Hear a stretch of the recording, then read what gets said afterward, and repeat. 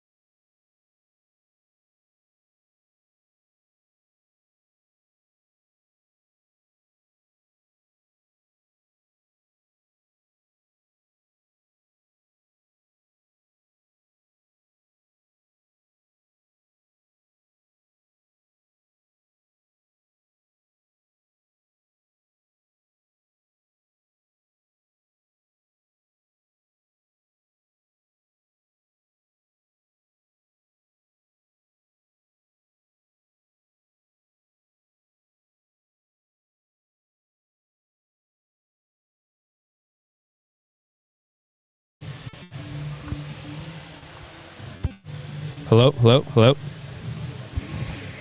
Got me? Okay. Yep, that's the end. Like, I'm not using the headset. This is through the handheld microphone. Yep, correct. Okay. Well, this is the one that I used for the broadcast. Okay, cool. Just making sure. Yeah, I know. That's what we were doing last week, and it worked pretty okay. All right, cool.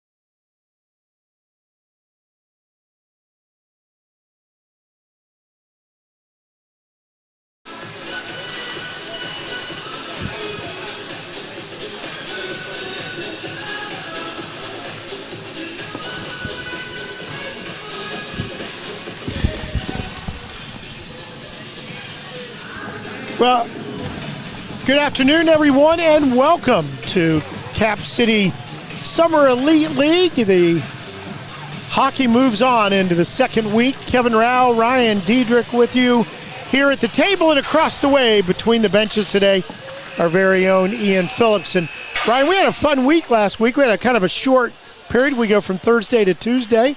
Just to remind everybody, it'll be Tuesdays from now on. But great action, and anticipating some more today. Yeah, week one under the belt. Week two ready to go. 6-1-4 taking on Bladetech, and a couple familiar faces out front getting us ready to go. Mr. Felton and Mr. Holt. Excuse me, we've got. And so we're looking in another live afternoon here. We've got a packed house here up at the Chiller North. We're in Lewis Center, Ohio. Yeah, thank you for reminding me. I couldn't remember which part of this Delaware County. I'm out of my element this far north. But we are in Lewis Center, just off of High Street at the Ohio Health Chiller North facility. What a great facility it is. 3 rinks. Some people that I talked to after who had not been here before couldn't realize 3 rinks, lots going on. In fact, the Blue Jackets last year did their development camp here. This year they were back at the Ice House connected to Nationwide Arena. But we're going to see some really good talent today. Again, we had some fun, fast. The difference you'll see in watching this is the speed of the game here. Again, we play 2 25-minute halves. The clock does not stop until the final 2 minutes of each half. And we don't have face-offs when the goalies hang on to it. They just kind of, everybody has to clear, and they dish it off, and off we go. Not many stoppages. That keeps things flowing, keeps it moving. You mentioned all the activities up here. A pile of kids over on rink 1 this morning as we were getting ready. It was the youth, boys and girls, under 7 years old. How about that? It's just family-friendly kids. Bring everybody out, and here we go. Get them on skates. They all carry those big duffel bags in. It's funny to see, a 7-year-old carrying one of those in. But they get it done. So here we go. Bladetech in the red. First shot. Campagna throws it to the net from the right side. A pad save, and off we go the other way. Stavroff, who had a good week last week. Yeah, a couple of points for Stavroff. Right back to Ryan Ginger. He shoots, he scores. And Ginger not wasting much time at all, as we're less than a minute into this one, and Ginger gets it to go. So all 3 games, so that's the longest goal actually at 50 seconds into the start. Yeah. We had 2 much quicker last week by the NHL talent, Cam Atkinson, and then Kyle Sherwood, I believe, got the one in the second game. Yeah, that's right. But still inside a minute, so that's the standard now. You got to be inside a minute to start it out. Bladetech in there and trying to get things evened up. Actually, Ginger had the hat trick last week. Early. Yeah. Early in the first half of his game. Yeah. I think he ended up with 4 goals total. Here we go again. Hold in front and just rolled off his stick. Intercepted, kept in the zone, shot blocked. Good stop by Michael Sochin on that end. He's his first game here. We'll talk about him in just a minute. Bladetech, good look on the right side. Just couldn't get the shot on goal as quickly as he got it. Broadfoot will bring it in. Centers it. It'll be kicked out. Here comes Bladetech. Long pass ahead. Left side chipped in front. Chance to tie. And it goes across the goal mouth. And can't poke it in. 6-1-4. Columbus coming the other way. Shot on goal, and it'll be chipped in for the second score of the game. Nice play on the right side, anticipating the shot. Let's see, number 91 got in there. Strickland with a little bit of help. We'll see who they give the goal to, as Williams was in on it too. A little defensive effort there. Ryan Williams and Will Strickland, both defensemen. Yeah, definitely. Well, we'll check here in a minute. That might have been, because they're still on the ice. I think it was Brandon Pulzak that got the goal there, as he was hanging out on the right side. So up quickly, 2-0. 4 minutes into the game, or just actually a little more than 3. Bladetech, a backhanded shot, blocked by Garrett Alderman, the OU Bobcat. He had a pretty good week last week, getting his legs stretched here in game 1 in week 1. Had a pretty good showing. And the local native up out of play. Hayes Hunley with a shot that'll go up into the net. Hayes Hunley, a Upper Arlington product, a Golden Bear. He played this last year with the Johnstown Tomahawks in the NAHL, and he's moving on after a tryout to go to the Fargo Force in the USHL. They won the USHL last year, so moving up a tier. Yeah, Fargo Force, we've got quite a few products from them in this league, and you were correct. Brandon Paluzak with the goal there, his first, the second goal for 6-1-4. And you'll notice, folks, the running clock, just a reminder, 2 25-minute halves. This is the first half, and that running clock speeds things right along as we're already attacking again. Yeah, you'll see second on our board, there's some software built into that's just not pulling that scoreboard up completely right, but the time is right. We're just in the first half. We'll keep you reminded about that. 2-on-1. And good kick save by Alderman, knocks it the other way. Yeah, Denier playing some defense here. He is again. Nice little stick poke. Boy, and he's a big guy getting in the middle of those two guys coming the other way. Yeah, he stands tall. He stands out on the ice for sure. He is 6'5" without the skates. Yeah. And I think he might have those extra tall skates back there, too. And a shot, that'll get in. And Chase Greasock takes a one-timer. Great pass across the front. Boy, he just kind of slapped it, didn't spend much time on his stick. A Toledo Walleye out of the ECHL. Got a couple of Toledo Walleyes along with him. Brandon Hawkins, who's actually the leading scorer in the ECHL this season. That is a fun place to see a game, too. Have not been. I've seen some footage. It's been there a while. It has. They've got a new baseball field for the Mud Hens, but still working on hockey a little bit. So we are now just about 6 minutes in. And 6-1-4 with a 2-1 lead over Bladetech. And you'll see the Bladetech sweaters. They've got Canada on the right shoulder and the state of Ohio flag on the left. They are an Ontario, Canada-based company. We're proud to have them as a partner here. Absolutely. They had a great display here last week talking about what started out as a spring-loaded skate. 2-0 coming up. Campagna knocked off his stick, still got a shot, but couldn't get it. And then he comes right back and gets it in. Way to stay with it. So it looked like Chase Greasock got the feed from the right side, and Campagno did not give up on the play after he had the chance on a breakaway, and instead hung around that left post and pokes it in. Yep, J.C. Campagna, one of the executives of this league. He's been a busy man all morning getting this thing out underway, and he jumps on the ice and takes care of business. He was hanging up a banner and then jumped in, put the uni on, headed back out. He's a longtime AHL player. Yeah, an extensive career. And he, again, a guiding force here at Cap City. Yep.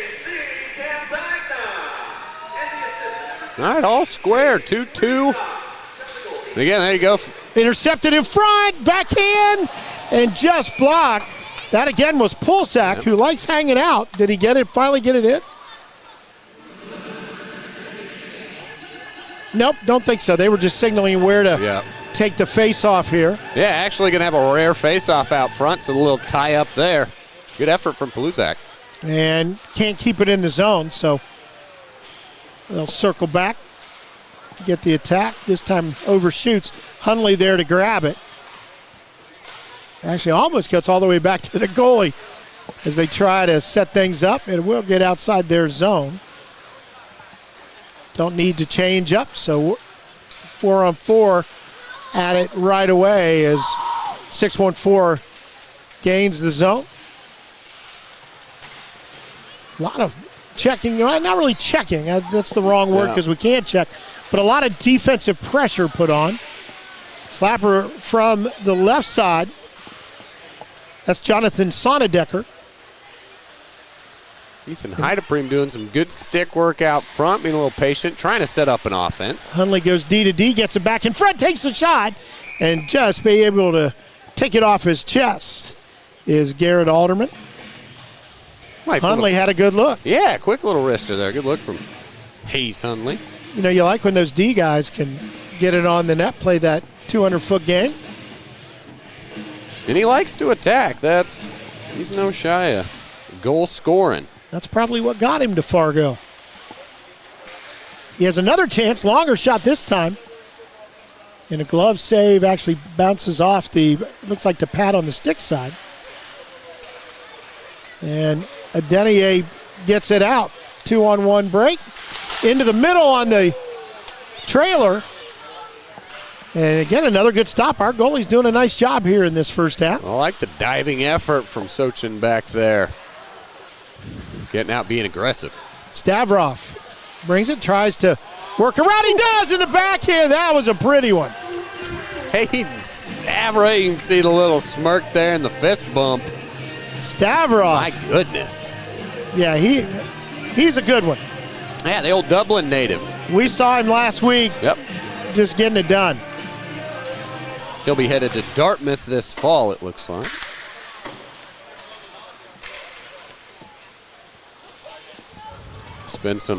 Get some good experience at the D1 level. Yeah. Well, and get an Ivy League education. Nothing wrong with that.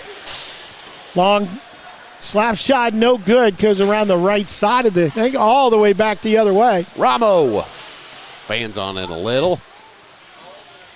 Or as I know him, Romulus Riego de Dios. He is an... And again, there's a good pass in front. Beauty. So let's make sure we get... Look who it is again. Number 9. That's Ryan Ginger, that's right. He's trying to get that hat trick again in the first half. Yeah, that's He did it last week. When you said it, the beautiful dish from Ramo right across the front. Ginger just in the perfect spot. Making it tough on Sochin. Quick shot. Left of the net.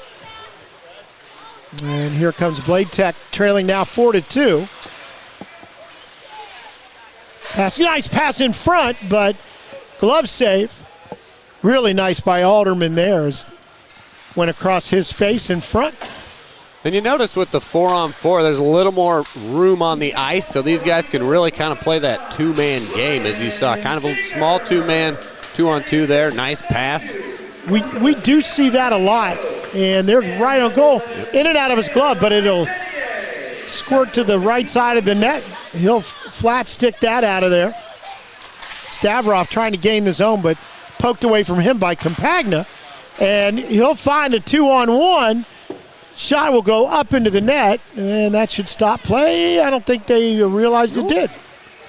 So we'll continue. That was good timing by Colin Felt, number 3 for 614, to come off the bench and actually provide some defense. Otherwise, that's 2-on-0. He came right into the play.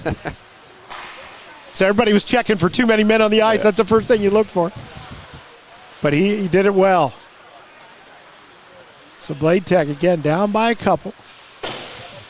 Nice pass ahead off the board. Hundley, and he gets it. Hayes Hundley. He's been threatening last couple trips down. And again, the Upper Arlington Golden Bear gets his first goal of the game. Yeah, a little top shelf chipper there. Kept it up high. Alderman couldn't snag it. Again, the defensemen putting in some work on the offensive side. Showing some quick skates. Again, we've got all four. Oh, so we, as soon as we can get Ian Phillips is ready to give us a report from between the benches, we'll get him as soon as we can.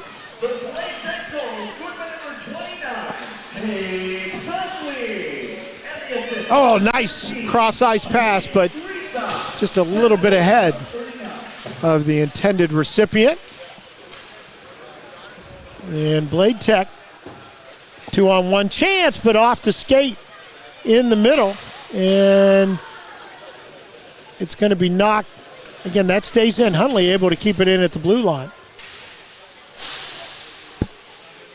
Good camera work from our guy Miles in the corner. Up close and personal. That's what it's like here at the Chiller North, folks. Come That's on it. out. Yeah, You're right you can on the get boards. right there. And even if you want to sit down, you're right on top of the ice. Pagna ahead, and it just nice save again by Alderman. Yeah, a little off speed from Campagna there. Alderman doing a good job, though. And 614 working it to the right side. They'll go behind. Back around. It comes looking in front, and a stop there by Sochin. Yeah, Paluzak again. There's a couple shots on goal early for him. Nice work by Sonadecker. Well, he gathers it as he spun, and his shot knocked off the. We must be playing it off the net today. And right back in. And again, a good glove save by Alderman. Boy, he's been quick in the crease today. Ryan Williams with it now. He had the good stop there. He's the one who blocked that stick, kicked it up into the net. Strickland hasn't knocked off his stick going the other way. And he'll gather it and look. In the middle, and just a little just a little bit behind the trailer in the middle, and knocked out of the zone. So Bladetech will go back to retrieve it. Ethan Hyde prime. And the pass ahead, Sonadecker. Again, coming down that left side. He's been aggressive that side of the ice. Denier, good pass ahead. Tyson, the shot in, and it's off the goal. Hit off the left post and came right back out as they try to find, again, the shooter in the middle, all the way out of the net. And a good pass ahead. Denier, and he'll put it. Did he get it in? He did. Yep. Hit off the bottom of the crossbar and goes in. Just kind of a fortuitous pass. In fact, I think you've got to give Alderman an assist on that. How about that series of exchanges from Zach Tyson off the post? One long pass across the ice. Alderman kicks it the other way, and he should get the assist. Ayo Adenier with the goal. Bortle chases it in, but Adenier able to take it away from him. But that's the kind of pace we play with here, is just end-to-end hockey, fast and fun. Oh, it is fun. When Zach Tyson rarely misses, he had a good shot angle there just off the post. Yeah, I think everybody thought it was in at first. Thought it had bounced off the post and gone in, but it came all the way out. Alderman with the assist. Love it. Goalie assist. I think that's a first. Here comes the offense again, and a lot of people to the ice. And what may be a more closely officiated hockey game, that might have been a trip. But everybody understands that coming in here. We keep the action going. Yep.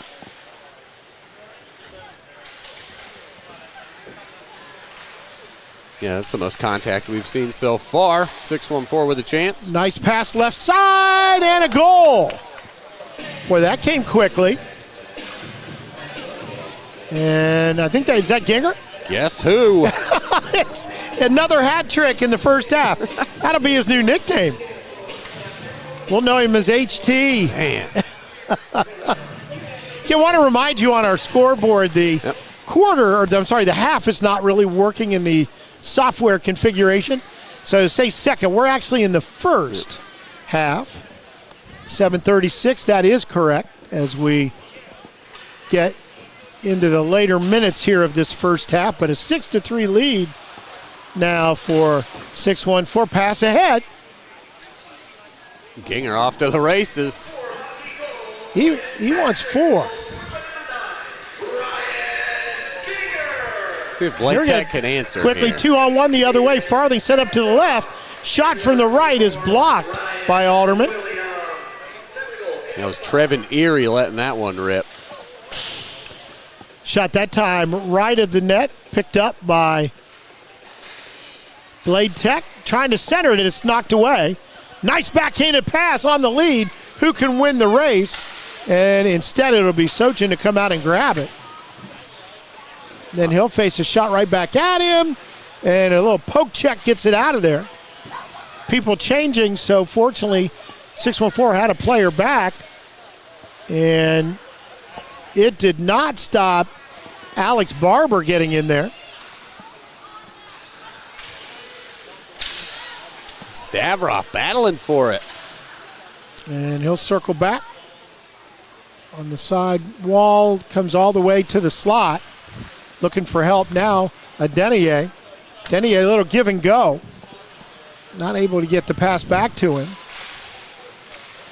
Shot from the left side at a tough angle. And it'll be knocked away as Romo tried to get one from that tough spot. Yep, sharp angle for him. Bladetech looking to respond. In on the right side, no. Tried to leave it behind and let it go in the right side, but just getting a piece of left leg pad and out of there. So now 614 with a 3-on-1, and they'll get the shot and a score from the right side. Number 6, Connor Lemmerbrock. And how about that? Great pass right on his tape, and he just, a little hesitation, waited for Sochin to go low, buried it top shelf. Lemmerbrock out of Springboro, Ohio, over near Dayton. Played for the AAA Columbus Blue Jackets. And now is for playing for the New Jersey Rockets of the NCDC. The all-important development channels. And again, a lot of places out there if you play and you want to keep going. That one, Alderman had no idea where it was. He was standing straight up. Campagna tried to kind of sneak it by him, but he kind of found it. And just like that, now Campagna deep, goes left side, can't get it. It'll come all the way around to the right side of the net. He's working against a Denier. And instead, 614 will come away with it. That Columbus squad is up. Broadfoot had it in the zone, keeps it there. Kind of doing it all by himself there, keeping it in the zone. It was about a 1-on-3 there for a while, and then the feed and the score. With one glove. I wonder if he was going to get the assist or the fight, because that glove came off. Yeah, that was all Broadfoot. That's one of the rare, possessions of some length we see as he just, puts on display his skating and stick handles. Noah Holt got the goal on the great feed after it's kind of the ice show for a while from Broadfoot. Yep.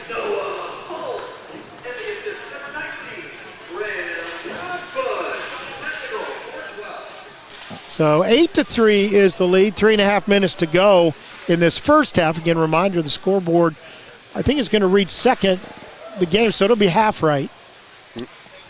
But it's the first half right now. Bladetech looking to get a score, and a shot quick. Slapper does not find the net. Boy, he had a good angle. He was right on our line, and it looked as though he would get it in there. That was Chase Greasock again. Yeah, another good attempt from him. 6-1-4, trying to get one down close. Will Strickland again, working off from Zach Tyson. Cole Miller got it out of there. Shot from the right side. Boy, really the difference in this one has been Garrett Alderman. Yeah, that was a great shot attempt from Bortle there, but just stoned by Garrett Alderman. Paluzak trying to get it back as he came into the zone, but couldn't grab it. Instead, Bladetech will come the other way. And skating in and then trying with the backhand, and then off the rebound, the score by Ethan Heideprime. Or Heideprime. It depends if we do the Germanic, That's a good look at him right there. And yeah, that was a tight corner in the top left. Able to just put it away, though. Heideprime out of Skidmore College at the Division III level. He's a good one. He's been involved in the action a lot in both games he's played. Pass ahead, Will Cohen. He tries it from the right side. Instead, it'll bounce out. The thing that 614 has been able to do is really respond to a shot and get the puck the other direction quickly.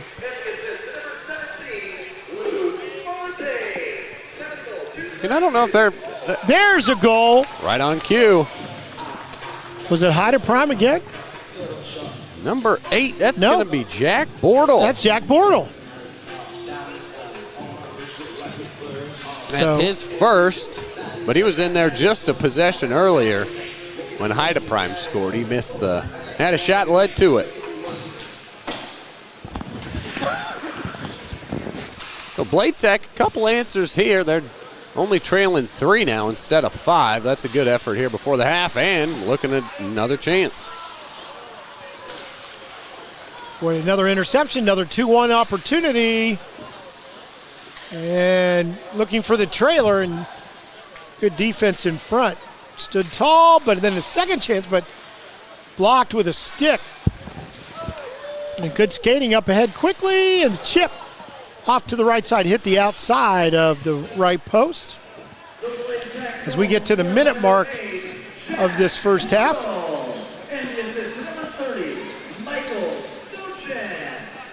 Sochan got an assist there. Another goalie assist. Love it.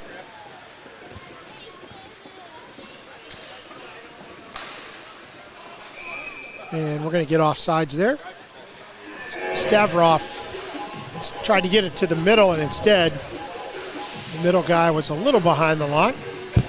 We get a rare stoppage in play here. Just 42 and a half ticks remaining before they head into the locker room to regroup. A lot of action.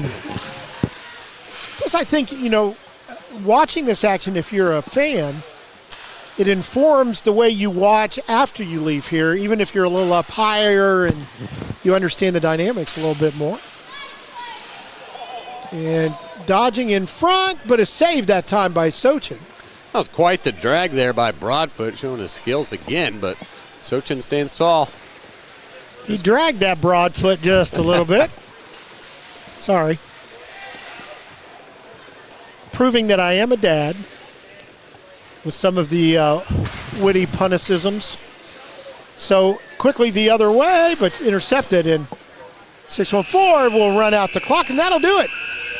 8-5 is our first half score, with the Columbus guys out of 614 hockey, the lead over Bladetech.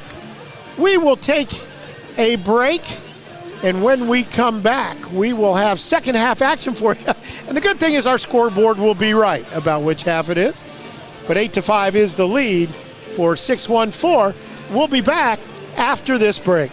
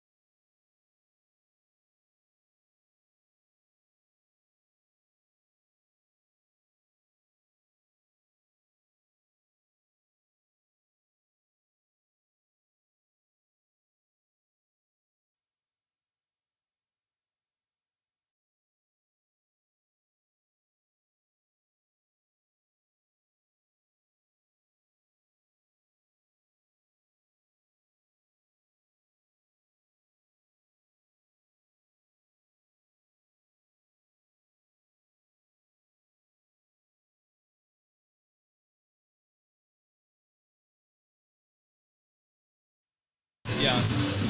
Check. Something more. You got me? All right.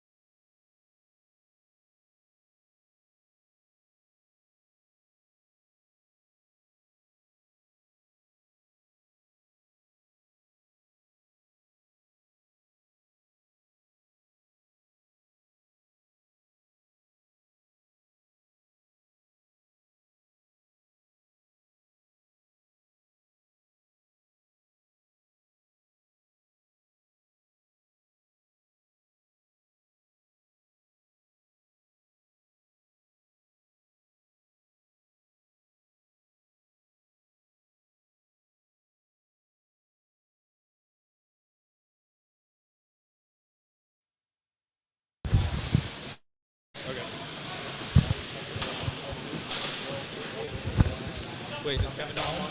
Yeah. That makes sense.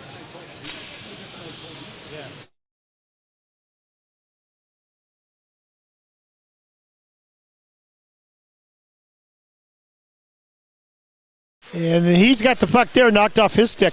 I actually had a chance to talk to him briefly, and he said, it's been a long day because he was setting up and doing things, but that and he'll actually play in the second game because someone fell ill, so he's got 2 games. That's why he's doing it. Shot and a goal. Just like that, getting us started, Cole Miller.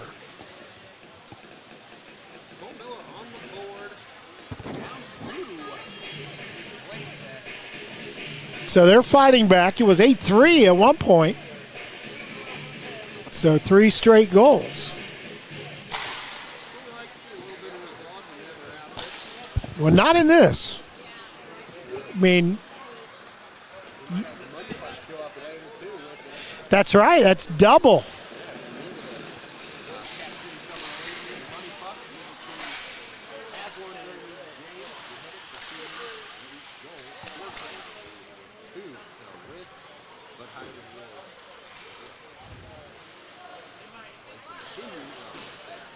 And in and to the right side. Looked like he was going to try to take it to his backhand. Instead, pokes it to the right. And that was Ethan Heidepreen.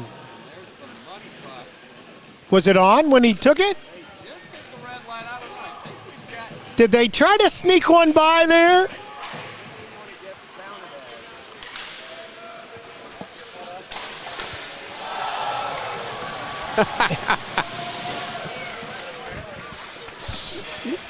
Yeah, Sochin, unbelievable.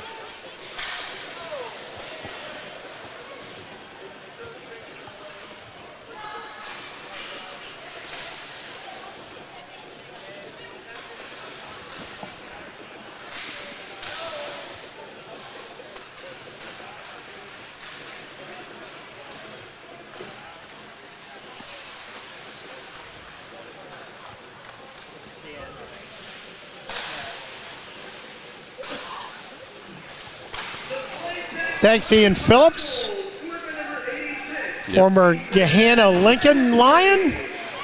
And Cohen in quickly, went to his backhand but couldn't get it away. Instead, he'll center it. Stolen away, though. And in close, I think is it Heidepreen again? It was. But good defense, able to take it away. And then he tries to intercept it. And they're giving him a money puck with that. And so we're tied. All tied up at 8. So the money puck was on for that one. Hunley throwing it in front of the net. Can't connect. Instead, stretch pass. Romo on the way. Backhand in the middle. Knocked away. The stretch pass is the key to this league. It really is. To give you that quick advantage, Yep. I think you're absolutely right. Yeah, you rarely have that opportunity to move the puck such a length at some of those higher levels. How about that defense from Sonnendecker? What a swipe in. And again, trying to center it, but just nobody there. Some dancing with the puck. Jack Bortle had a goal in the first half. Bortle out of the Massachusetts College of Liberal Arts. And there's a goal. Is that Bortle again? It is. So as we're talking about him, he shoots it from the left side with the left-handed shot in. Right in. And that gives Bladetech their first lead of the game. And Bortle with his second goal of the afternoon. Kind of his third, because he had the money puck, right? That is right. I forget, do we do it that way? Is that the way? I don't know how the official stats are kept.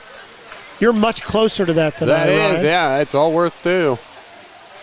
Erie 9-8. to the back wall of Denier will take it and get it out. You can see Bladetech trying to get back a little more quickly in this half. Maybe that halftime refreshed their legs. And after trailing by 5. Because they gave up a lot of chances on breakaways. Little quicker down the ice by the D-men that time. As soon as I say that, Leonard Brock will get it all the way down the ice. A little wide of the goal on the shot. Comes back to the middle. There's that Broadfoot holding on to his. He is a master holding on to the puck in traffic. I mean, there's always three guys on him. I think Trevor Neary got a little tired of it. Gave him a little bit of a shove there. He did. Just quit playing around with us. It's like he's doing some kind of dribbling drill through the cones there, And those guys. This is the perfect play. I mean, that's what this is all about. Working on some of those skills against good defenders. Look at this. Into the zone quickly was Pulzak. Adenia has the open look. Instead goes for the pass, and good stop by Sochin. Very nice movement by Michael Sochin there. Stayed to his right. Adenier coming to his left. Zach Tyson just kind of right to the belly there. Sochin. A good look at the replay. Yeah, Yeah, Sochin nice just stop. covering up. Nice save there. Sochin, he's a California kid, though. Always makes you wonder how you get involved in hockey They in don't have California. ice out there, right? They don't. Should be surfing. They must have the recipe, though, because they can put some good ones out of there You now. Up off his stick, it'll go out of the zone. Compagna's going to follow him, hoping to get a break. And they'll shoot it in. Are we looking now? I thought they might be looking for a line change. Quickly ahead, there's that long pass ahead. And it is not icing as it's waved off. Barber and his pass to the top gets away, and he'll chase it down himself. Well, I know the San Jose Barracuda. We've had a few members from them. Boy, that'll be a good one. I'll tell you here in a little bit what my favorite one was, though. Up, and there's a shot in from Alex Barber. And just like that, a couple goal lead. Here we go. Hand off. Then the nice pass in front from Compagna. Really nice. Good work from our camera crew here at Yamo Media, giving you the replay. Amon and Miles getting the work done. Appreciate them. Kevin Lamb, our director today. Barber, and his shot chipped into the right corner all the way back out, kept in the zone. Barber keeps it. A nice pass between two guys. Cohen, and it'll get away. Compagna will try to keep it in. Barber coming from behind, throws it in front to Will Cohen, but can't get it to the net. And again, quickly back on defense, Compagna. 2-on-2. Nice pass ahead, but an equally nice save. In fact, even a little better save. Great pass. Will Cohen even able to get a stick on it. It was a little bouncy. But Alderman there to collect it. Alderman gets the highlight. And every once in a while, you'll see a play that, again, if they were calling it a little more closely, Nah. just maybe. No, I'm not saying it would be. I'm just saying maybe.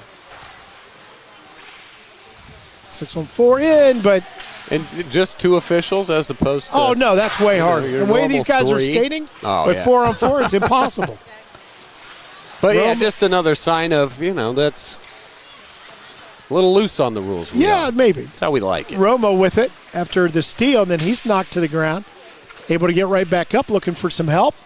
He'll go and try to go in front. Goes through all the bodies there. And then from the slot, off the left post, all the way out of Denier will chase it down.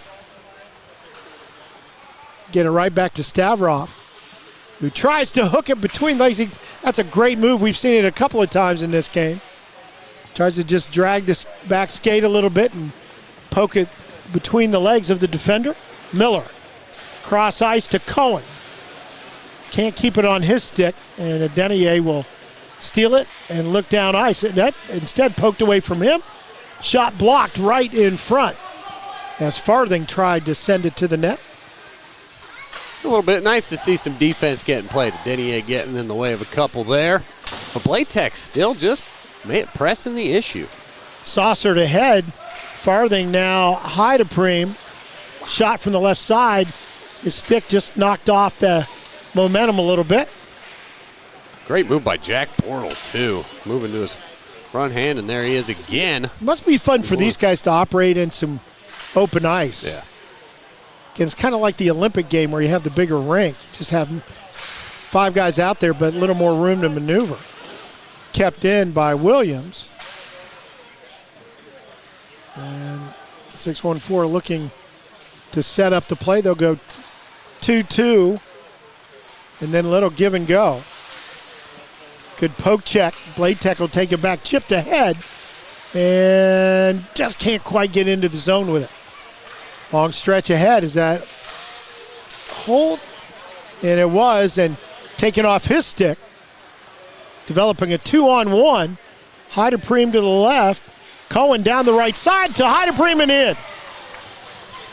Great assist there from that's Luke Farthing, number 17, who started the play on the other end. You see it from the replay there. My apologies. I thought it was 7, so my apologies. But yeah, great play by Farthing out of Canisius. Yeah, kind of took it, did it all himself till the very end. Just a beautiful little pass at 2-on-1, making things difficult on Alderman. And how about that? 8 in a row for Bladetech. Unbelievable. They have just turned on the Jets. You know what? I think they've turned it on by playing a little better defense. Yep. They're getting it out quickly. Sonnedecker down the left side trying to get more. Goes right side and another goal. That one is Chase Griesok. The Toledo Walleye puts it into the net, and just like that, it's 12-8.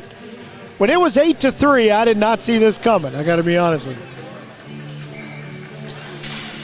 Yeah, a couple of quick answers there to just keep it going. And only one money puck, and that was the one they used to get even in this game at 8-8. Yeah.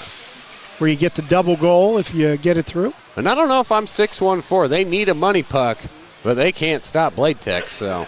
Yeah, they're kind of getting to that point. They have not used one.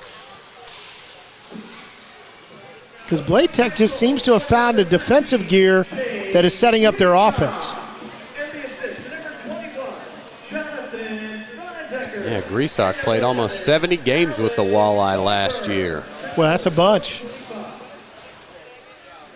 Yeah, that's it. That's a lot of hockey. That is a lot of hockey. Of course, that's in the ECHL. Some refer to that as the AA of minor league hockey at the professional level.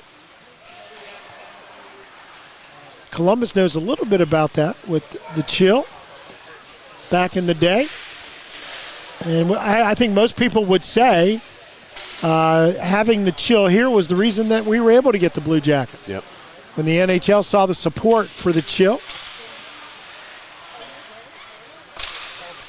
And, you know, if you've been a Columbus hockey fan through the years, and you've seen the Owls or the Checkers or the Chill, seen them play at the fairgrounds, you know how much fun that was. I mean, we are lucky to have Nationwide Arena, but that was some definite old school hockey out at the Fairgrounds Coliseum. I've heard that was kind of a wild time. Great venue. We've got a breakaway here. Campagna to the left. And he'll get the feed, but can't find the net.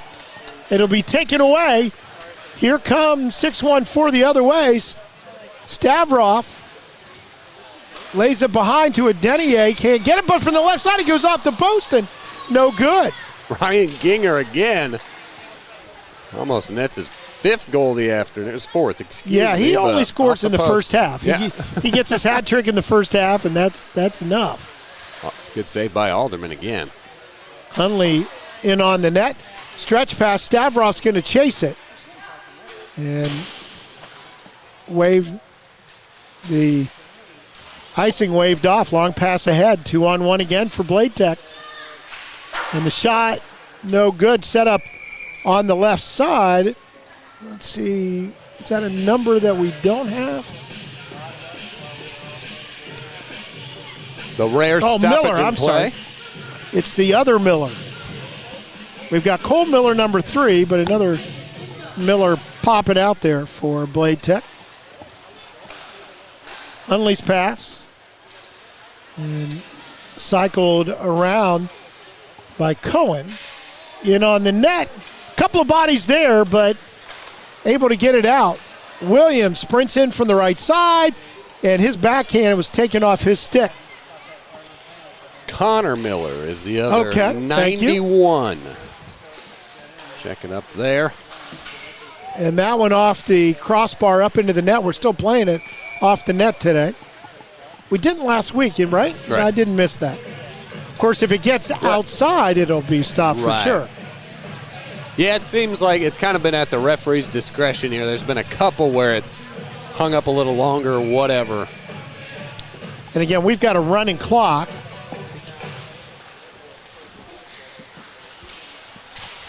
I think that was Mr. Joey Nahe, one of the league executives, bringing us the updated list for next game. It's awesome. But the Miller brothers, locals, I think Cole was born in Littleton, but they've been playing out here for a while.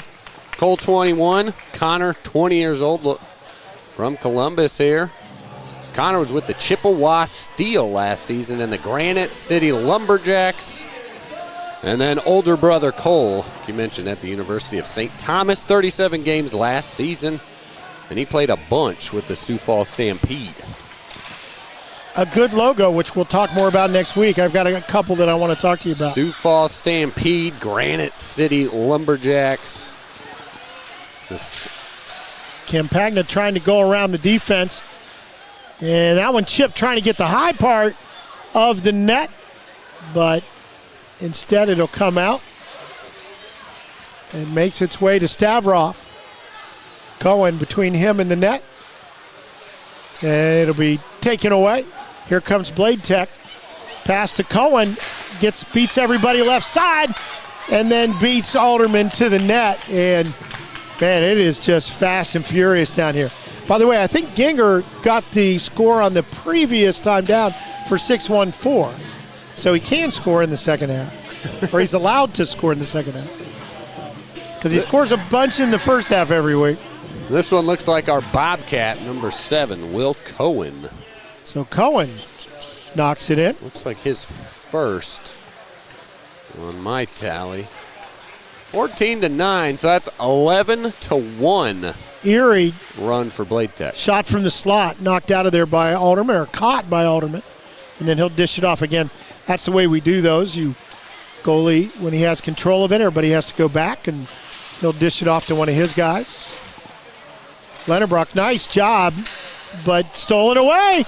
Just like that, a 2-on-1. Pass back to the left, and that time Alderman able to get side to side to block that one. Good movement by Alderman there. Nice little pad save, slide to his right.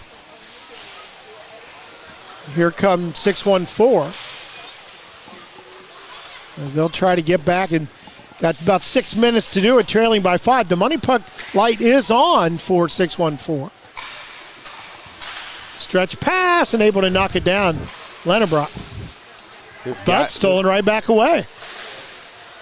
And the rebound is in. Good shot from Jack Bortle. Haldeman makes the first save. Here's a good look at the replay. I think it was Hyde Preem on the first one. So he maneuvers through traffic there. And then just a good pickup on the rebound. Yeah, great. Yeah, right on the spot. And Haldeman unable to just slide to his right. That's why they talk so much about controlling the rebounds. Yeah, you can be, if you're a goaltender, and they'll tell you, got to hold on to it when you can. And when you block it, you try to block it away. And hopefully you got a guy there on the block for you to clear it out. But that time, Bortle was the guy who was able to take it. And again, a little 2-on-1, but good defense getting back down. Cole Miller had a shot at it. He's got it again. See, reverses in the corner, looks in front. Instead, will bring it out himself. Erie now tries to go behind the net, but his pass attempt knocked up in the air. Still going on that right wall, or I'm sorry, the left wall. And pass ahead. Holt on the breakaway right side. Little too tall with his shot. That rebound came all the way back to the other blue line. Hyde Preem knocked off his stick by Adenier. He circles back, looks for help. He'll take it outside the zone and start over again. In fact, changing line, or at least, they'll try to change everybody this time. Adenier steals it away. He's got a shot from the right side, dishes the middle, but blocked in front. I think that was Hundley that got a stick on it. Yeah, Will Strickland was wound up for that shot, but Hundley took it right away from him. Tyson into the zone. From the right side, the pass to the left side, and Sochin equal to it, knocks it out of there. Here comes a 3-on-1. Pass to the middle, pass to the right. Hundley's shot gets tipped. Trying to get it back in there was Greasock, and now it'll be Barber taking a whack at it. So 3 quick shots, but none of them find the net. Alex Barber, the 25-year-old out of Dublin, Ohio, right here. And I've been trying to work on my French. Okay. Because he's over in Ligue Magnus. Okay. With Sergi Pontois. Sergi Pontois. How about that? I like that. I don't even know if it's right. I just like the way it sounds. I did take a little French in my day. And he was with them for 43 games last year, had 46 points, 21 and 25. Wow. Kid's got some talent. Yeah, I mean, all the people out here, we might say that the big names aren't out there right now in terms of the NHL guys, but all these guys out here can play. Yep. And they have played at a level, and they gather goal. At one time, it was 8-3. They've been putting on a show right now. Bladetech, since that time, has outscored 614, 14-1. And who other than Alex Barber? As we were talking about, Serge Pontois. I just said it, 21 and 25. He's got the skills, buries one as he held it just kind of right through there, made himself a window as Farthing dices it up. Well, I'm sure they go, allons-nous. Meaning, let's go. How about that? That's from my French teacher, Mr. Carpenter, or so we called him Mr. Carpentier. There you go. Even though it wasn't even the right. Nope. It just sounded French. That's what we called him, So, Zanesville High School taught me well. Well, and you said it. At one point, this game was 8-3 Another in favor of 6-1-4. Greasock goes to the right of the net that time. We're winding down inside a minute and a half to go in this one. Set up in front and Kim Packna. He just wanted to get it on his stick and then chip it. And he did exactly that. He's having fun. He's got another game to play. When you're one of the organizers and somebody gets sick, you play another one. All right, so last season, Garrett Alderman was 2-0 in this league. 71 saves. He had a pretty good showing last week, but I don't know. He must have done something to these Bladetech boys because they will not stop. And again, they got back to even. In fact, took a 1-goal lead going in at halftime after being down 8-3. And in this half, it has been 9-1 in this half in favor of Bladetech. Campagna again puts it on his stick. He then dropped it to his blade, and he could not get it to go. That would have been on Sports Center right there.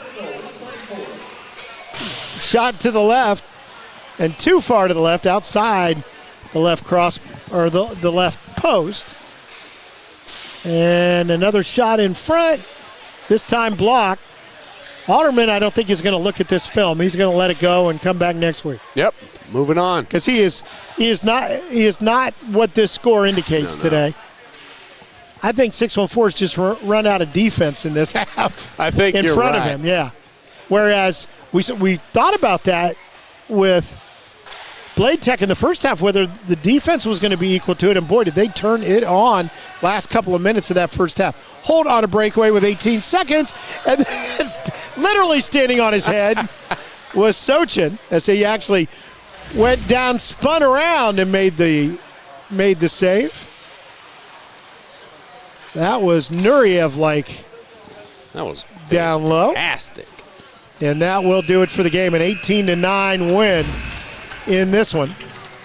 And we will collect ourselves and be back with another. We do want to thank my company, C-Bus Sports, for sponsoring today. If you want to check out all the sports around this area, in terms of especially just when it impacts the local news here in Columbus, check out cbussports.com. So that'll do it for our first game. And Ryan, your takeaway. What a second half by the guys from Bladetech. Really just turned it on. We haven't seen anything quite like that all of last season. We've seen a few blowouts, but to come back from down 5, I mean, 8-3 and just completely reroute them. So whatever they did at halftime, I suggest they stick with that.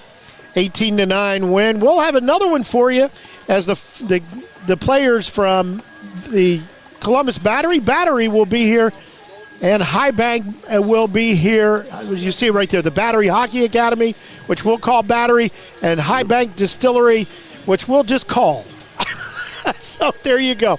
That'll be our teams for the second game here today at the Ohio Health Chiller North, as we are out in, well, the north of town in Delaware County. You still got time to come out and see the second game. Doesn't cost you a dime to get in here and see these guys play. There will be a couple of NHLers in the second game, both Carson Meyer and Kiefer Sherwood, local guys. Meyer playing for the Anaheim Ducks, Kiefer Sherwood for the Vancouver Canucks. They'll be in the second game playing for High Bank. Well, we'll hope you'll see. If not, stay tuned. Second game coming up. Kevin Rao, Ryan Diedrich, Ian Phillips. First score 18-9. The folks from Bladetech on top of 614. We'll be back right after this timeout.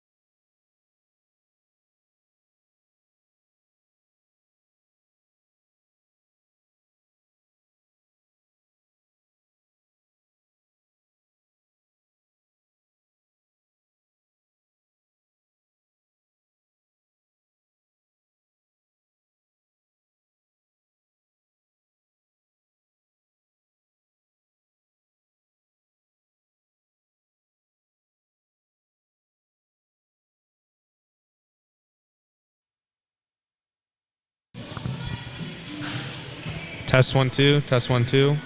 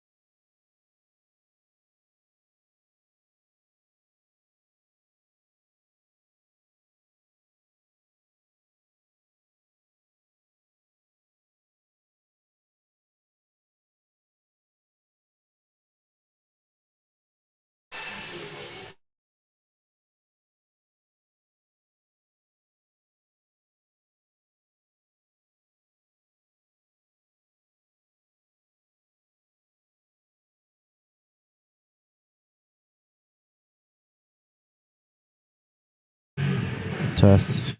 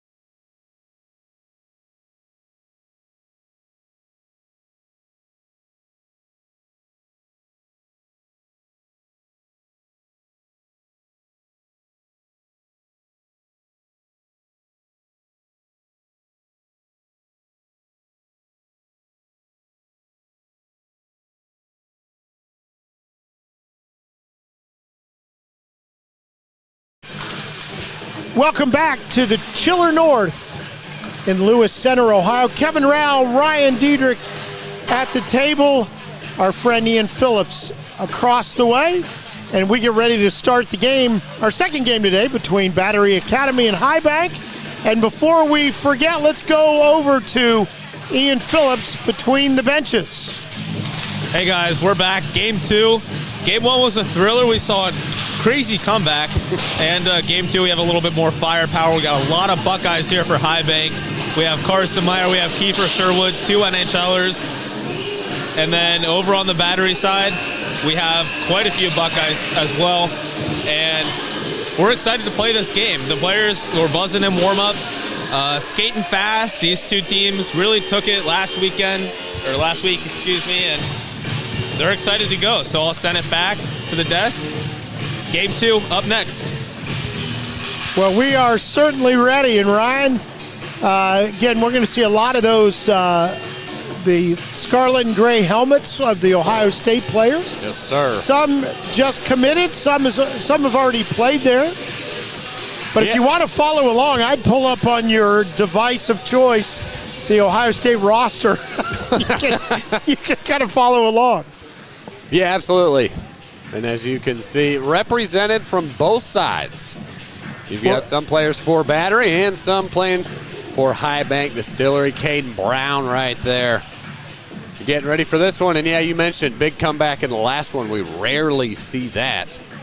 As Bladetech took down 6-1-4, I think the final was 18-9. Yeah, it was 18-9 after doubled them up. After being 8-3 the other way. So we are looking at the face-off. Cole Castles is going to take it for Battery. Castles, of course, the son of a National Hockey League player. And he'll be off to Russia to play for Avangard Omsk. And Kiefer Sherwood, the other person facing off. The deep blue in this one is High Bank. The light blue is Battery Academy. And we'll identify more as we go. Sherwood keeps it in, goes to the front of the net, but not able to connect for a shot. And good attack right off the jump here by High Bank. The Whiskey Warriors. And taken away. Battery can't get it out of the zone, though. Sherwood the shot, and it will be stopped by Chris Eberle, one of the two Ohio State goaltenders in this one. The other on the other end is Logan Turnus.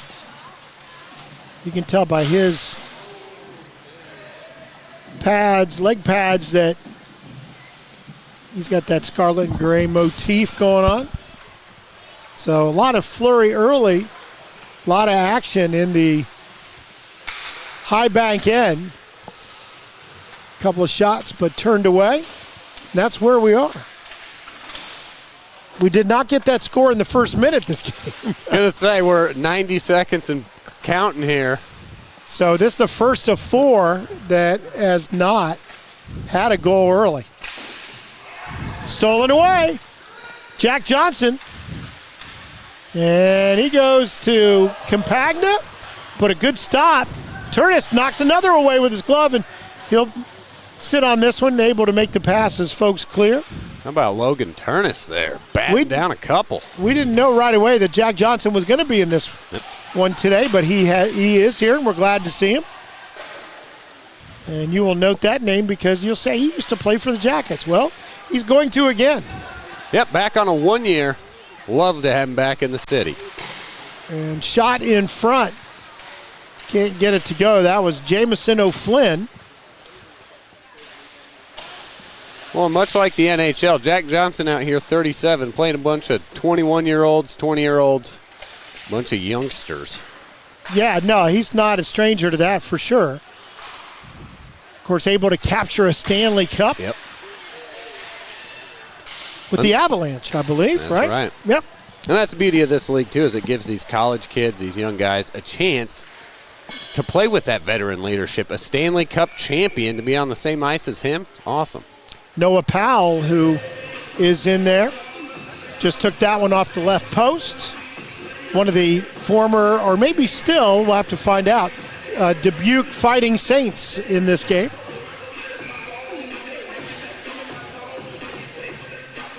They apparently travel, I don't know, what do you call a collective? A cloud? A halo? I'm not sure. Teammates. Teammates, there you go. They follow each other around, right? Yeah. And quickly in the slot, that one off the left post. Might have taken it off the mooring. Nope, looks like it's okay. Looked like it moved, and actually it did take it off the mooring. It was hit that hard. And easily replaced down there as Chris Eberle puts it back on the stanchion. Almost. Boy, there was a chance right in front of the net as it got away.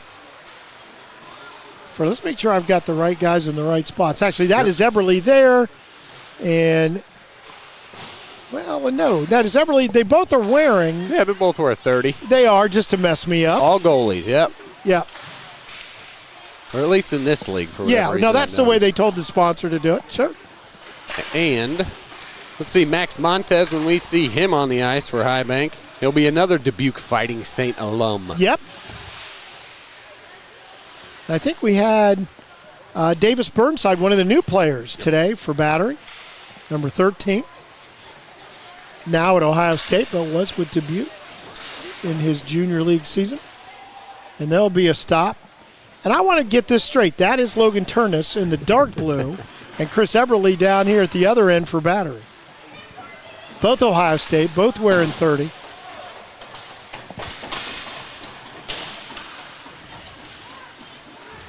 And some action in the corner.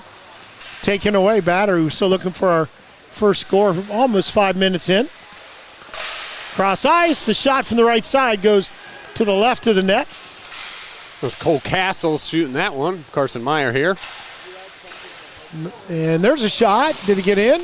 I think so. It did, indeed.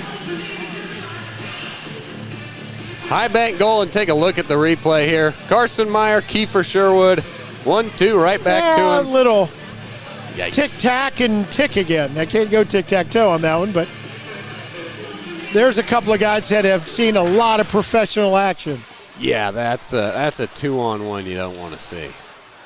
There's a shot trying to get it out. He hits the referee and on with it and not able to get it. Rebound no good. And coming out of there is Meyer and tries to find Sherwood on the other side. They can't make it go this time. This time there was a defender in the middle. Of course, we mentioned Meyer will be playing this year in Anaheim with the Ducks. Yeah, spent quite a few games with the Cleveland Monsters last season. He had a little bit of an injury. Went down to Cleveland and got his game together, been traded, and, well, and you'll see some turquoise pants right there. That's Cole Castles with the San Jose Barracuda. That's right. Although headed to Russia, headed to Omsk, a little bit north of Kazakhstan. But you'll notice the action, and usually in this game you'll see 4-on-4 with no checking, and there's Jack Johnson bringing it into the zone. Good pass to Compagna, bounces it back. Johnson will get it. He might have had the shot, tried for one more pass, and it's taken away by Highbank.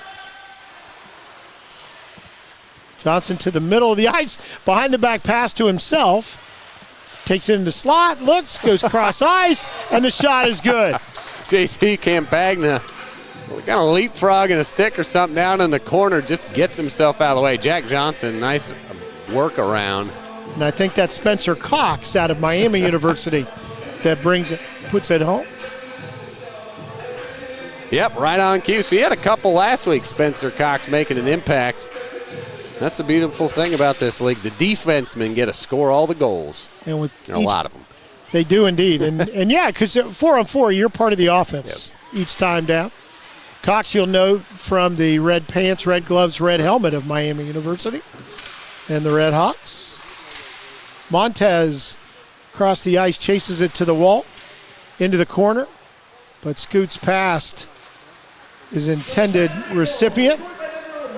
And Campagna stays onside from the left side to the middle. And Cox had a chance again, but this one blocked in front of Turnus. It comes out. There's Dunlap all by his lonesome looking for help. And I think that got back out of the zone. So, well, must have Cox or... Must have stayed. Yeah, he thought that might be offside since he stayed in the zone. Well, no call there. Onward. And again, one of those Ohio State helmets coming out of there. That's Brent Johnson. Quickly ahead, staying at home on the defense was Jack Johnson. He's not a guy you want to see one-on-one as if you're the offense coming down. Not at all. Because he will take you off your mark. Cross ice.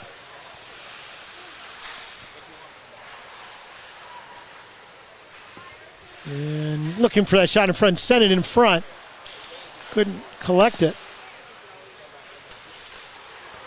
Noah Powell's been doing a lot of the offense here. Jack Johnson. D to D. Nice little 4-on-4 set here, actually. Yeah, they're running a set there for sure. As you saw some rotation back out to the top. Yeah, that's right. And pad save. Right back. It comes out. John Larkin back in here. You'll remember his name from last season. Nice chip shot. Gets his own rebound and then goes up over the shoulder of Chris Eberle. Let's watch it.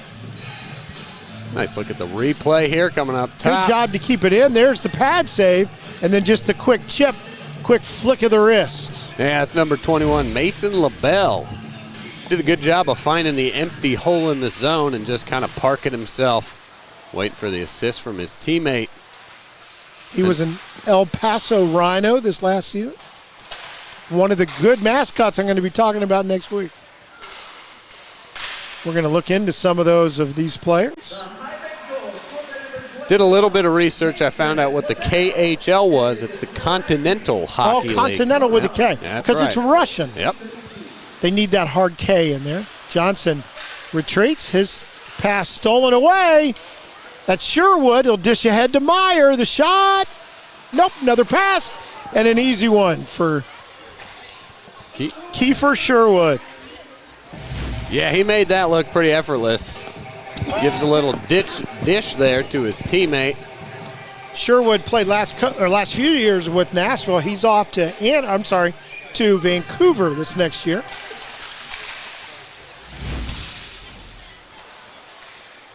Yeah. Already wearing the deep blue of the Vancouver Canucks, wearing those shorts.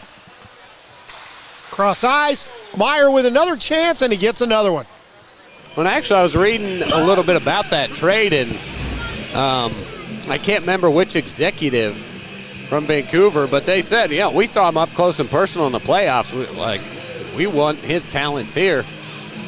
And that just kind of shows to go that, when you have the chance, put it on display. You never know where you're going to end up. No, that's exactly right. And I think he had 5 goals last week here in the opening game of the Cap City Summer Elite League. Well, and you can just tell the difference. I mean, these other guys are learning and still developing.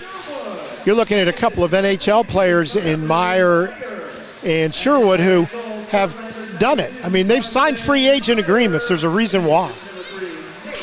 And Kiefer Sherwood actually went undrafted. And then showed himself. Yeah, he was a free agent pickup. And he's got a brother that also plays, Cole.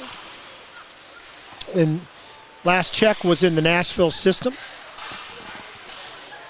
And of course, they all started with the AAA Blue Jackets here in town, which shows you what a program that is, because we're looking at a couple of NHLers right there who went through that system and proved to be pretty decent. We're going to see a couple of the other guys, NHLers, and Jack Roslovic and Sean Corrali, who also went through that program.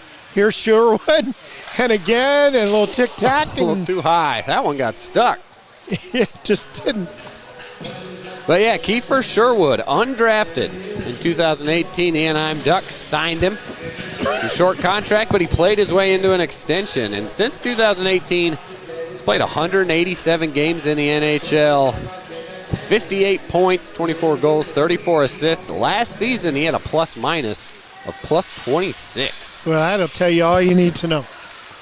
There are people that don't believe in the plus-minus in terms of rating players, but tell you put all those numbers together and it means something. And that's why he got the deal. Yeah, signed a 2-year contract with Vancouver. Battery trying to get themselves back into this, trailing now 4-1. Pass stolen away. All the way down, a good pad save. There you go, nice one-on-one opportunity down low. And Chris Eberle showing his stuff. Cox had the chance. He scored the goal for Battery in this one and tried to get another one there. Just a little too tall on the shot. There's another one. Man, Spencer Cox with a hard wrister. He about put a hole in those boards. Yeah, you know, you get a sense when you're down this as close. I mean, we're right on the ice, and you get a feel for guys that can really let it go. Castles brings it all the way in. Goes cross ice, but Cox not able to corral it. He'll come back in his zone to grab it. And for the folks watching, if you like what you see, the sweaters, the team jerseys, I encourage you to head to 614hockey.com. You can find all your Cap City Summer Elite League gear there, the Battery unis, the High Bank Distillery sweaters, all the good looks, so you can show yourself off around the city. Only Jack Johnson back.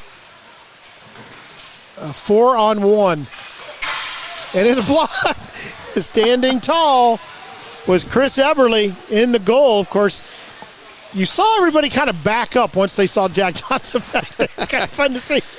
And he just had a grin on his face. You can just let him have it. There he is with the puck. Johnson. Just cool. You know, you always have with your name that you won a Stanley Cup. And that, in hockey circles, and really outside hockey circles, that is what you talk about with hockey players. Once you've won a cup, that means everything. Campagna able to keep it in his second game here today. He's got to be running on fumes, and you can tell that as he collapses against the back wall. Good defensive work by Nate McBrayer. Dunlap looking for a right side, gets it right in front, knocked out of there. Good defense by Eberle. Now it'll have to be Turnus on the other side, and good glove save. So both of these Ohio State goaltenders doing a nice job. Yeah, really good work from the goalies so far. Poked away, John Larkin in the corner with it, one of those Ohio State guys. And then stolen away in front.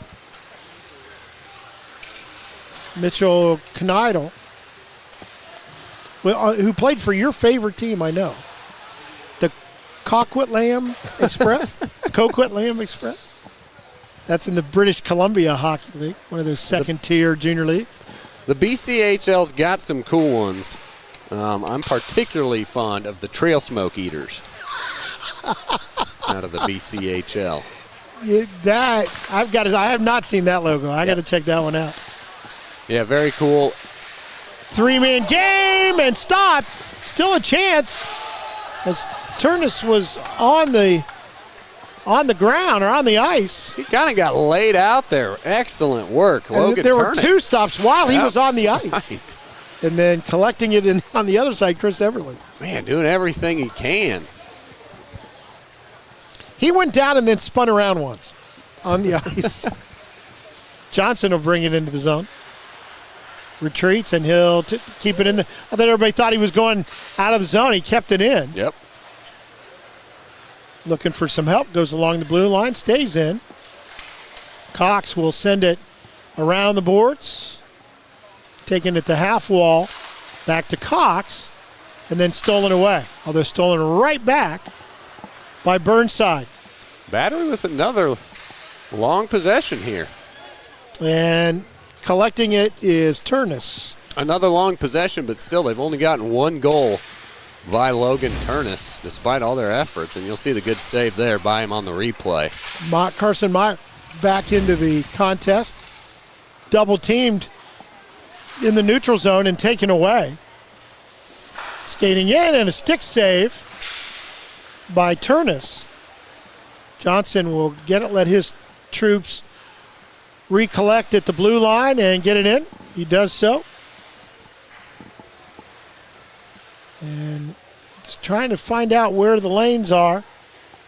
Nobody's going to, I mean, you can't check in this league anyway, but even if you could, it was going to take, and there's, looked like a blocker save. That would probably be, and we may get an odd penalty here. Hey, the jailbreak.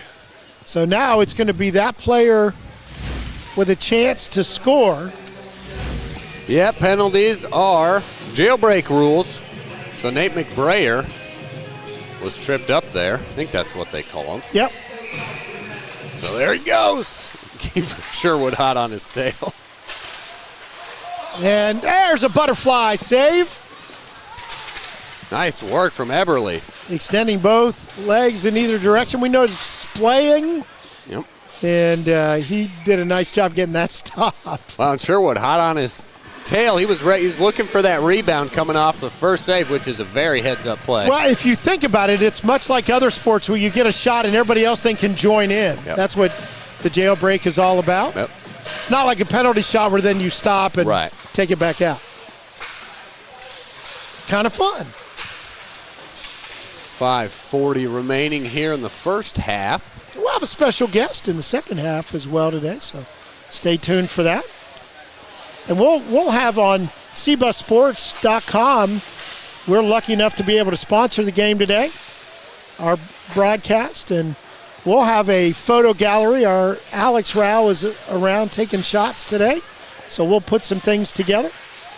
What has CBus Sports been up to lately, Kevin? You know, we've been just doing a lot of recaps for games around town, the Clippers and the Crew, and keeping track of a few high school rule changes, which is what happens in high school sports during the summertime. That nobody ever pays attention to? Well, and one of those being that next year softball pitchers in the girls' game, they'll be able to communicate from the dugout to the player. There's a shot on goal, goes left side and wide.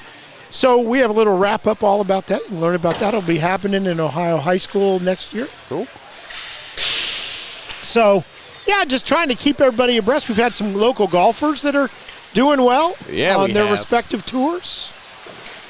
There's a save again by Eberle. Boy, he's been tough in that goal.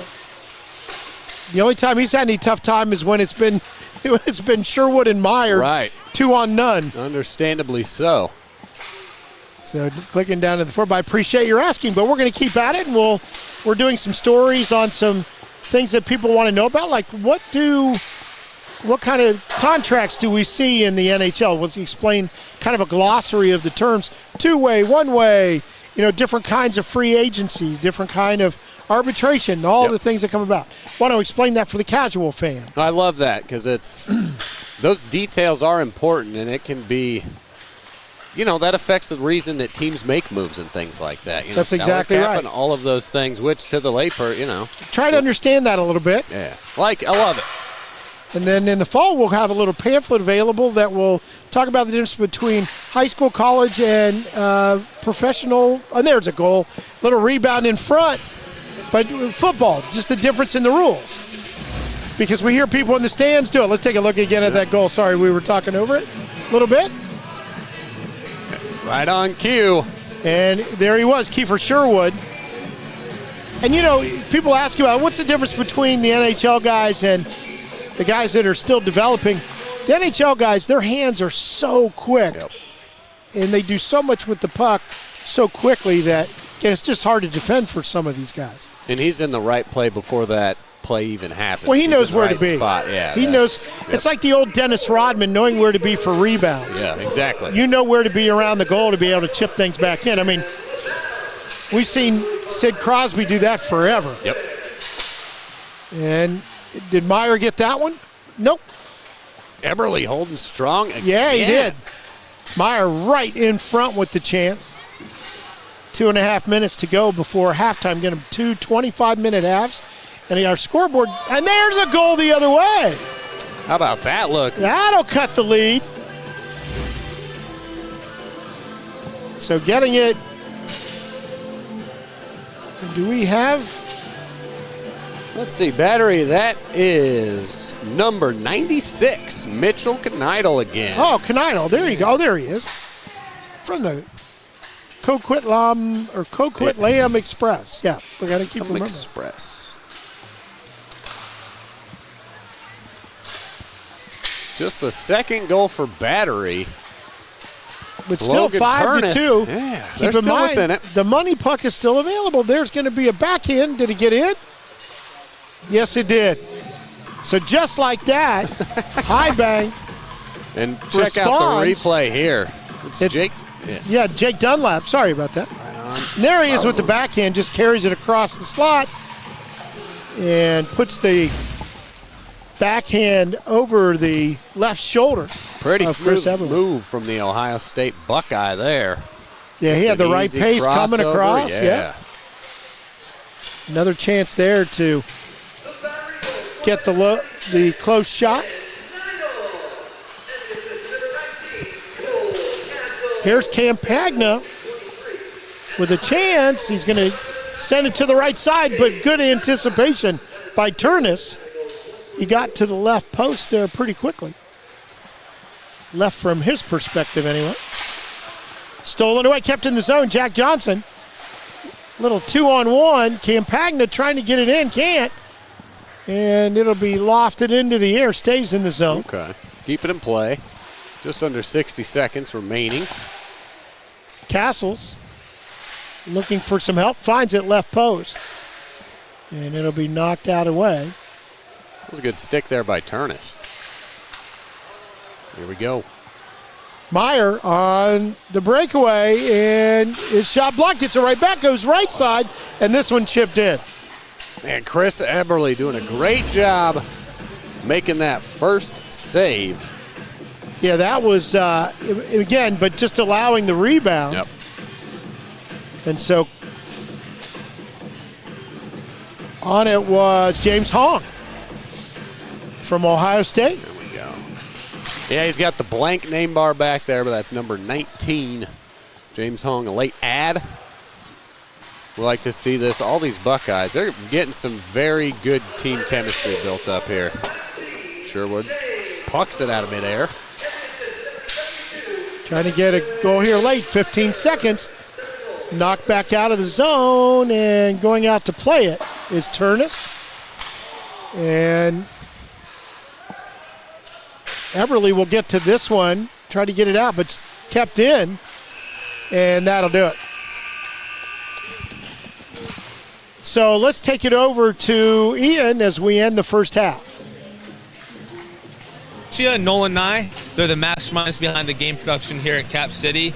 And how'd you guys become friends? Well, me and Michael actually met a long time ago back in preschool. We became the best of friends throughout the years. We went to school for a while, parted ways, still we're friends. This common enjoyment of the game entertainment has brought us together, and we're self-taught, and we've just had a lot of fun doing it so far. And what do you do, Mike? So here I'm the PA announcer and DJ, so you'll hear all my custom mixes that I make before the game and during the warm-ups. I make those at a different time, and then I play them back here. And then obviously I'm just going through all the announcements here for intermissions and stuff, which we'll be doing shortly too. And if you're not familiar, they have this, I don't even know what to call it. It's called Nye Arena, and they replicate the Blue Jackets atmosphere, the game day experience at Nationwide Arena. They do it every away game. And can you tell us a little bit more about that? Yeah, so Nye Arena is basically just this giant watch party. We have the same lighting effects, the same music, the same graphics as a Blue Jackets game, so it really feels like you're at Nationwide Arena. And it's a lot of fun. We do it for about 7 away games out of the year, so once every month. And it's a lot of fun. We have a bunch of people up. Party feels like you're at Nationwide. And this year is our last year of Nye Arena. We're shutting down because we have a lot going on. Obviously, Nolan and I are both, about to graduate high school, move on and do other stuff. But Nye Arena has taught us a bunch of stuff, and this year will be our farewell season. And, just working with Cap City, what has that been like for you guys?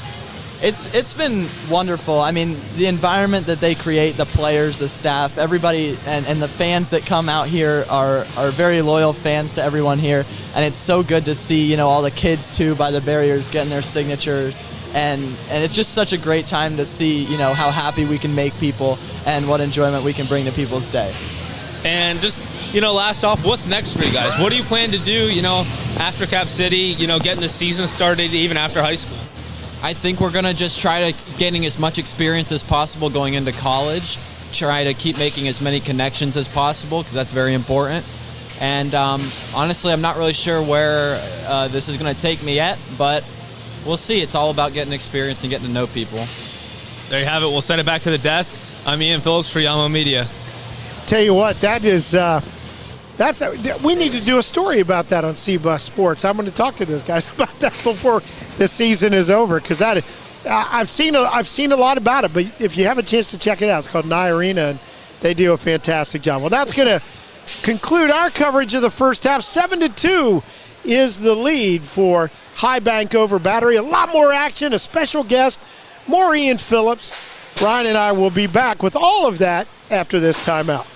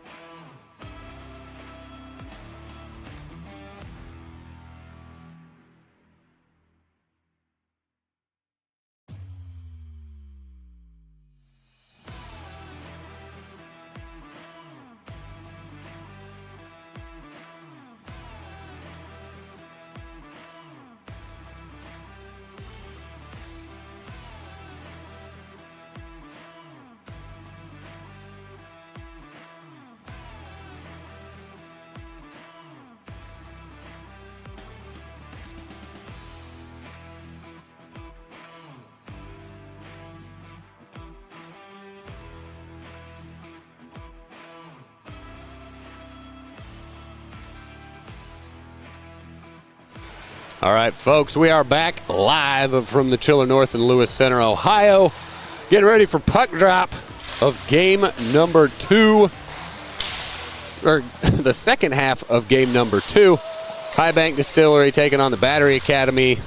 And as always, Roosters is a proud sponsor of the Cap City Summer Elite League. There it is. Check out the Roosters puck.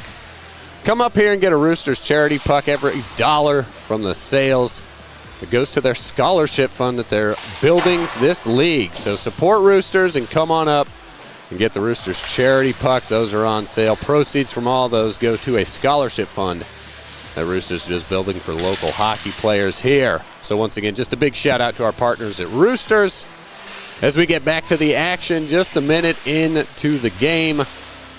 7-2, High Bank still leading the Battery Hockey Academy.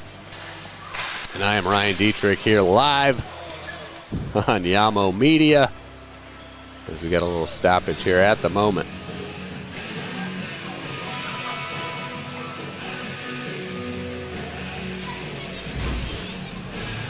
All right, puck up out of play.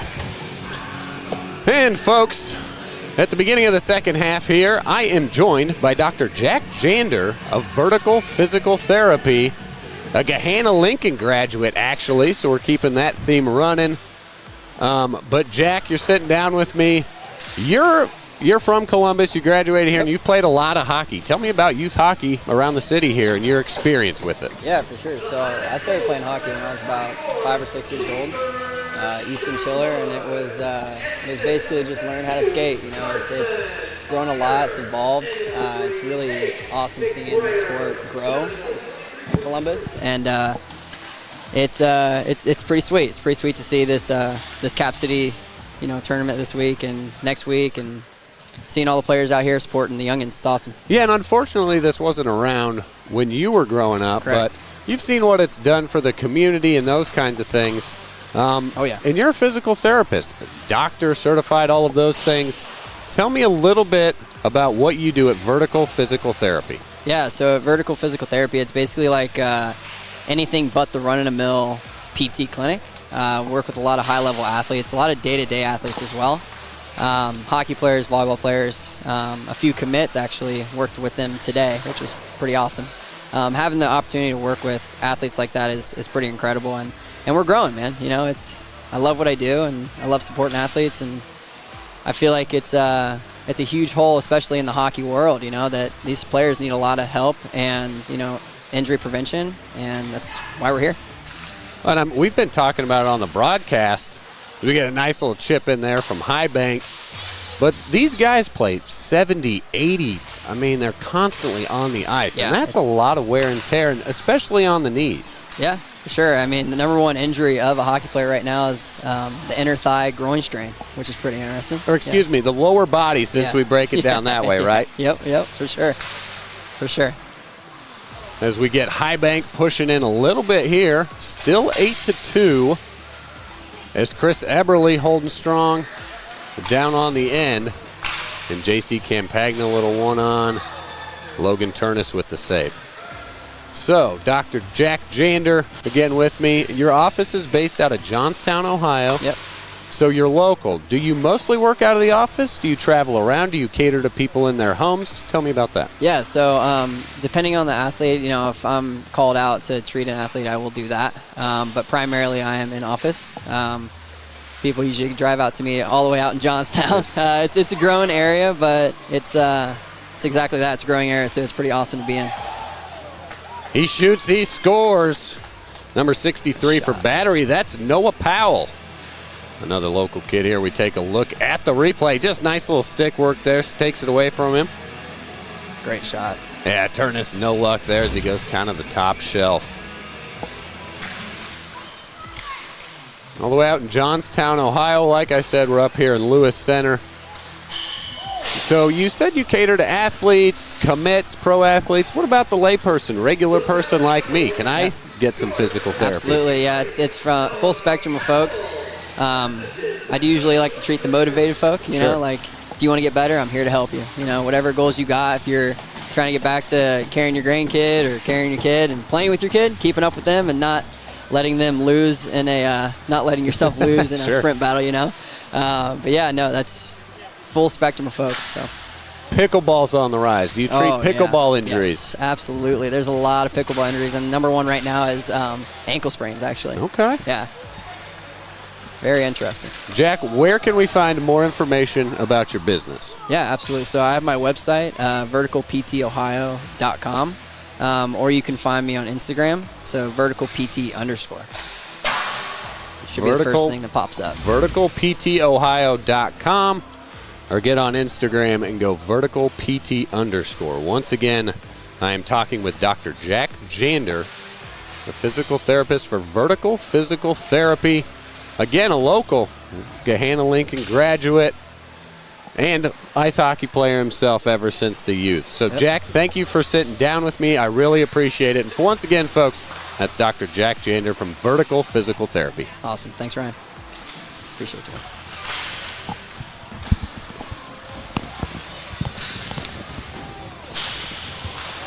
All right, folks, back to the action here. Thanks to my man, Dr. Jander, sitting down with me. A lot of good information there, and that's cool. We're getting the inside. You know, he's played hockey his whole life. He played some of these. Even off mic, he told me he went to elementary school with Kiefer Sherwood. So he's played a lot. He traveled around. You remember him talking about going up to New York during those days. So someone with a lot of experience and knowledge with the game of hockey and what it takes to treat those injuries and take care of, you know, a maturing athlete. So once again, Dr. Jack Jander, Vertical Physical Therapy. Visit verticalptohio.com. And my man Kevin Rao back in the saddle, rocking the new Cap I got City the new hat. Cap City hat. What do you think? That's looking sharp. I know. like that. I know.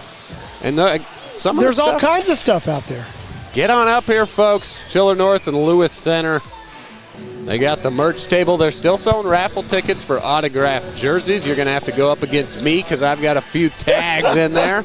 I need some swag from the wall as we get a good look here at Shoot, a man, rares. we're going to see a bunch where, you know, this around town, these jerseys. Yep. I know you like the 614 especially.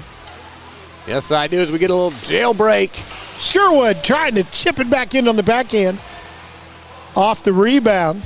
It was Dunlap who got slashed on the previous play, it looked like. So he took the shot, but Chris Eberle Here's doing a his chance. thing. Johnson on the breakaway. And a good stop out front. It must be underneath. Yeah. It was underneath him. There it is. You know, when you're a goalie like that, you don't ask questions. You just don't move. Yep. Because you don't want it to shake out of there. Look at the replay there. Yeah, you can see him just staying put. Quickly back to the action off the pads there on a close range shot. that might have been. We've seen some tripping going on here today, perhaps various kinds of semi-ish penalties. Yeah. Johnson didn't go all the way down. He kind of kept one knee, so you could hear a few of the fans, though. Yeah, you could. And there, we're going to get the goal, as that is Max Montez from Ohio State. And you could see them all in there. You've got Hong, Montez, and I think that's, Dunlap following him up. The three scarlet and red right there. Yeah, boy. With all this talk in town about Michigan players, you know, it's good to see some of these guys in the scarlet and gray going to be ready to play this year. Yeah, we've got 6 on the ice right now. Of course, Michigan is going to continue to be good. Yeah. They picked up Whitelaw, who is a Blue Jackets draftee who transferring from Wisconsin. We had a chance to see him in development camp. There's a pad save, stuck on the pad. Stays in play, stretch pass, but going to get it past Brown. And I know we don't want to see good Michigan teams, but good competition makes that's the Buckeyes better. And once they leave Michigan, we're glad to have them. Of course, I say that as an Indiana grad. Right. A little easier for you. I've stayed out of the whole thing. Let's see, Max Montez, we mentioned, one of our Dubuque Fighting Saints. Looks like he played with them for 3 seasons. Over 160 games played for Dubuque, and he was with those Milwaukee Admirals, the AAA division. Oh, yeah. In his early years, for about 4 or 5 years. But in his first season with Ohio State last season, Montez, 37 games played, 18 points. Well, you know, those guys, they're not really concerned so much about going away to college because they've been away playing junior hockey for years. Yeah, that's one of the, parts of this game that is different than all others. I mean, these guys grow up quickly. Yeah, there's, under 13, under 14, under 15 teams, and I can't imagine what kind of lifestyle it is for the parents lugging these kids all around. Well, and then when they go off, they're with host families, and they get to meet new people, and it's a culture that is really interesting. Of course, there have been some scandals here and there, but for the most part, it has lasted and done well. Well, and that's why you get that's why people are, such diehard fans for this game is, look at that move. Little Chris spinorama by Chris Eberle. And that went off the post. He's down on his backside and still making saves. And a round of applause for the crowd from Chris Eberle, showing his stick handling, his skating, his balance. His blocking shots from his backside. They'll get a glove saved by Turnus. And you mentioned Turnus. He's just 21 years old. He's from Burnaby, British Columbia, Canada. He was Ohio State last season. He was with UConn a couple years before that, but he came from the Trail Smoke Eaters. That's the one we're looking up for next week. Yeah, keep an eye on that. And shot gets away. I believe he was in the development camp this year with the Blue Jackets. And nice glove save on a breakaway. Well, the Youngstown, the Penguins, they keep showing up.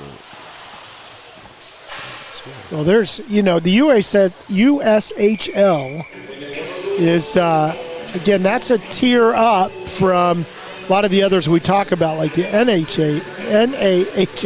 I'm having the hardest time today with that.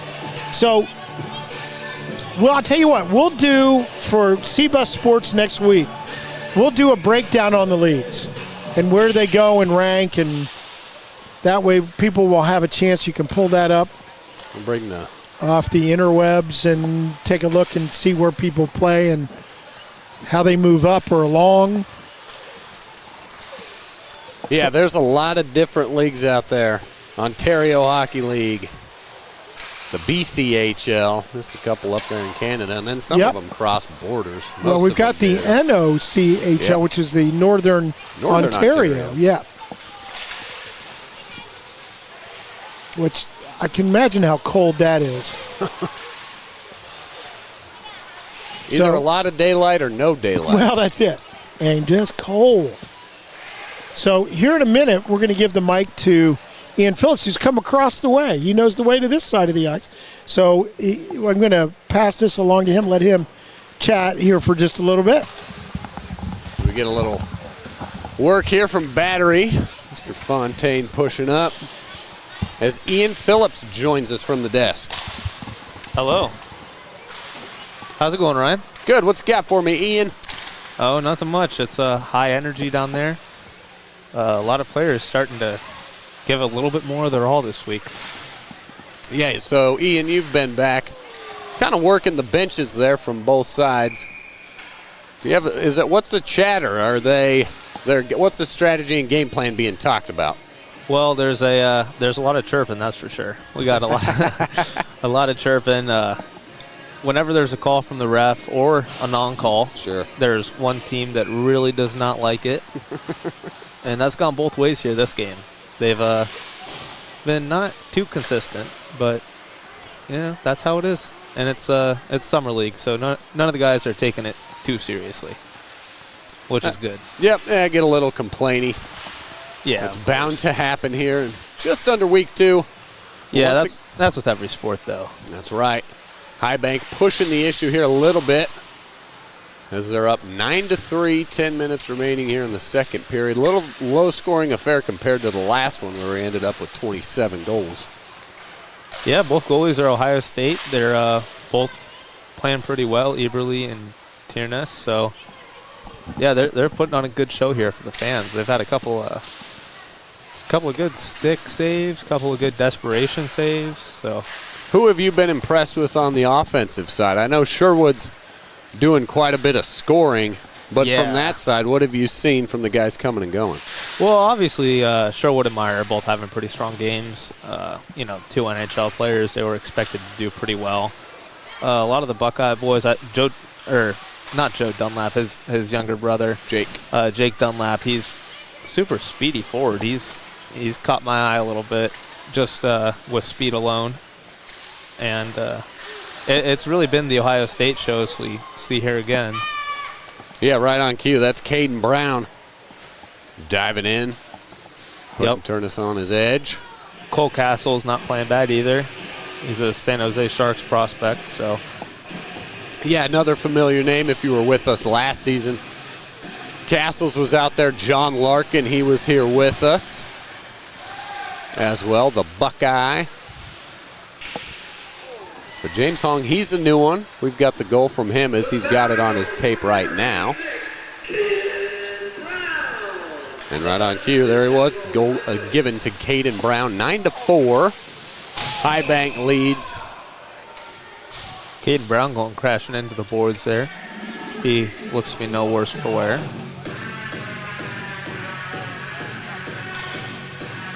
And a rare face-off.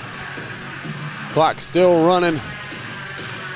I'm anxious to see if we'll get the money puck from Battery if they try to close this gap of 5 goals or, a jailbreak.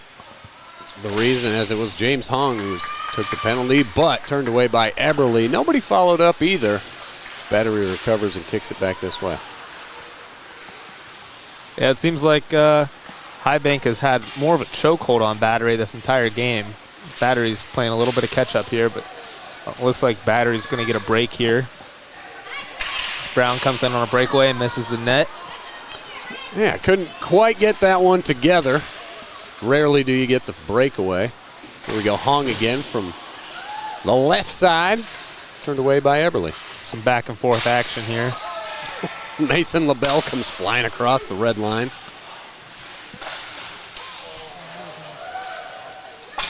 Back-to-back passing play here. Looks like Mason LaBelle got that one. Let's take a look at the replay here. The give and go, yep. Mason LaBelle gives it to Jamison O'Flynn, who dishes it right back. Carson Meyer off the face-off, just wide behind.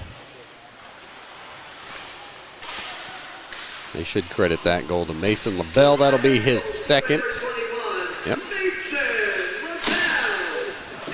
JC Capagna rips one.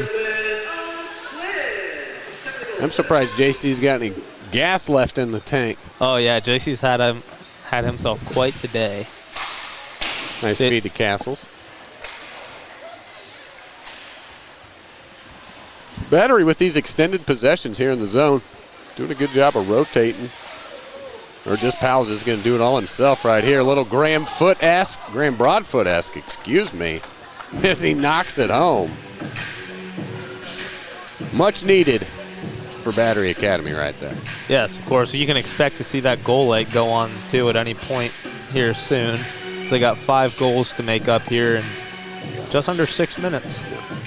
It's a tall task, but not impossible, as we've seen here in the Cap City Summer League time and time again. Yeah, Bladetech just scored, 13 goals or something in the second half, so. Yeah, they had quite a few unanswered ones, too. So anything can happen here. That's the beauty of 4-on-4 Summer League. There's the siren, as we just mentioned. The money puck is on.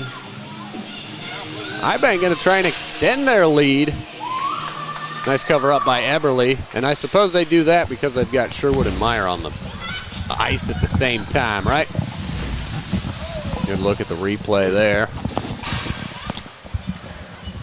There we go, Carson Meyer again. Money puck light is on. Sherwood in front, and just like that, 2 goals. Yeah, good strategy there from the guys at High Bank. Let's put our big dogs on the ice and then hit that money puck light and see if Sherwood can crank it up to 4. You know, these guys are going to be playing against each other in the NHL this year. But for today, right, they are racking up points and goals and assists and everything you need. They have not been on the ice all that much, but you know where they are when they are. So we get down to the last 4.5 minutes of this one. Has Battery run the money puck yet? Don't think so. I keep waiting for it.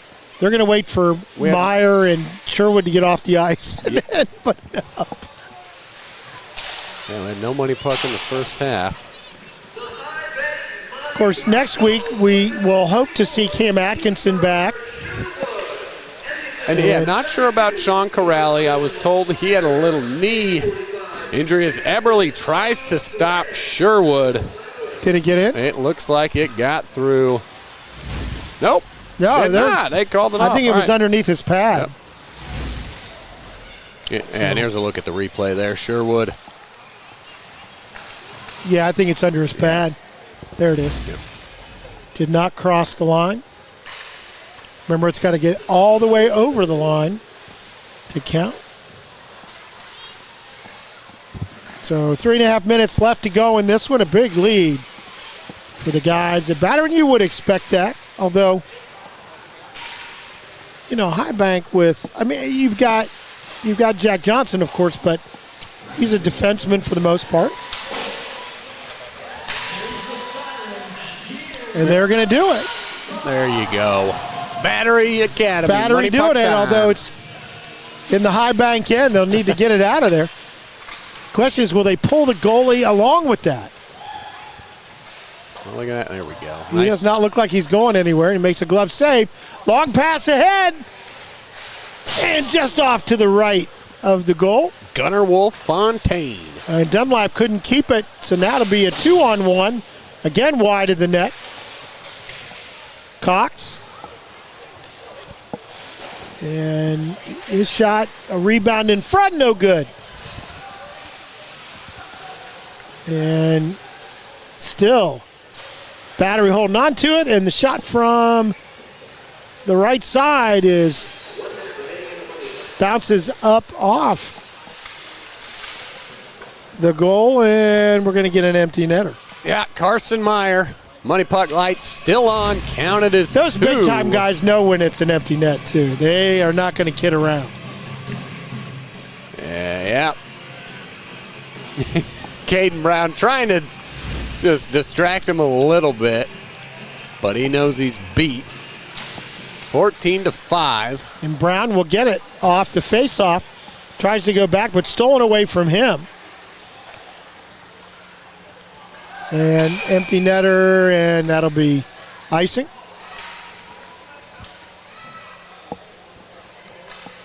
So we'll face that one off back. I guess they face them all off it. Under 2 minutes, the only stoppage.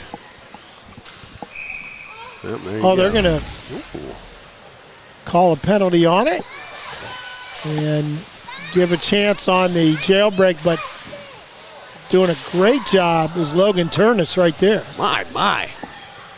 That's highlight reel. He just needs to play that last 2 minutes. And again, the net empty at the other end. Money puck just went off. So 5-on-4, not able, and now the skaters are going to have to play defense to keep it out of the goal. So we near the minute mark of this one. All the way down the ice. Yeah, still an empty net, 5-on-4. Nice pass ahead. And he's going to circle back, look to the middle, the trailer, and an easy one from the right side. That will stop the clock under the last. And they were at least a little minutes. patient, you know. At any point they could have thrown those down there. Yeah, pretty unselfish. Yeah. Yeah, to not take an empty netter and make that extra pass. think that was Mason LaBelle that finally put it in the net. That would be one. I think that makes a hat trick for Mr. LaBelle. Oh, is that right? A Rhino with a hat trick. According to my tally, 15-5. And in front, and no, denied. Still in the zone, can't keep it in. They'll have to chase it. Well, another lopsided affair here. High Bank just they got out to a 4-1 lead and just kind of kept it on. They just had too much offensive strength for sure. And I think Kiefer Sherwood's got 10 goals in 2 games now, or maybe 9, but. Yeah, again, you can just tell the experience. That will do it. So 15-5, High Bank, powered by Carson Meyer and Kiefer Sherwood in this one. Get the big win, 15-5. And so we didn't know early in either game today, but both of them ended up being runaways. Next week, we ought to see a few of the NHLers back here at the rink. Next Tuesday, we'll be with you at noon, and then another game at 1:30. So we hope you can join us. Now, keep in mind, these rosters are fluid. Yep, fluid rosters. So I always say, visit capcityelite.com or go to Instagram. Cap City SEL is their Instagram handle, and they keep updates there. There's a lot of good footage there. Check us out, Yamo Media. For highlights, all those good things, we'll keep you updated there. Once again, I'd like to thank Dr. Jack Jander with Vertical Physical Therapy for coming on and visiting with me. You can find him at verticalptohio.com. Once again, a big thank you to C-Bus Sports. We are happy to do it. In fact, we will have some coverage tomorrow with a photo gallery. Alex Rouse here shooting for us today. And we'll start our recap show next Monday, and we'll have a chance to talk about this. And I promise you on that first show, I'll be wearing this Cap City hat. Love it. It's a good hat. Because it is a dandy.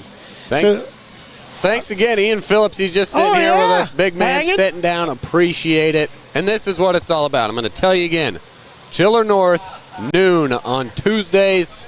Come out, bring the kids, bring the family, free entry. And look at this, they're signing autographs. Yeah, Jack Johnson there on your left part of the screen doing it's first nice hand. thing. Come on out. Well, we'll look for you next week. Again, thanks for tuning us in this week. Final score, 15-5 High Bank over the Battery Academy. For my broadcast partner, Ryan Diedrich, and for Ian Phillips, and the whole crew here from Yamo Media, I'm Kevin Rao. Good afternoon, everyone.